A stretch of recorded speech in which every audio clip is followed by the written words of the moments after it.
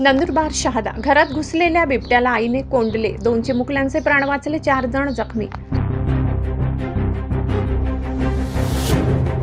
शहादा तालुक्यातील होड मोहिदा गावात सायंकाळी घडलेल्या थरारक घटनेने संपूर्ण परिसर हादरून गेलाय. भरवस्तीत शिरलेल्या बिबट्याने एका घरात प्रवेश करून 2 चिमुकल्यांवर झडप घालण्याचा प्रयत्न केला.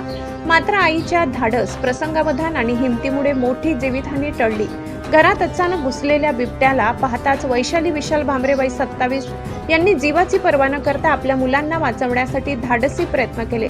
स्वतः जखमी होत असतानाही त्यांनी बिबट्याला घरातच कोंडून ठेवले. या झटापटीत त्या आणि त्यांच्या हातातील एका बालकाला दुखापत झाली.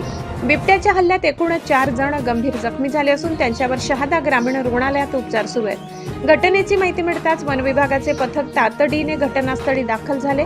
सुमारे 3 तासांच्या अथक प्रयत्नानंतर घराच्या दरवाजाजवळ पिंजरा लावून बिबट्याला सुरक्षितरित्या जेरबंद करण्यात वन विभागाला यश आले. रेस्क्यू मोहिमेदरम्यान परिसरात मोठ्या प्रमाणात गावकऱ्यांनी गर्दी केली होती. वीरेंद्र गिरासे, तापी परिसर न्यूज, नंदुरबार.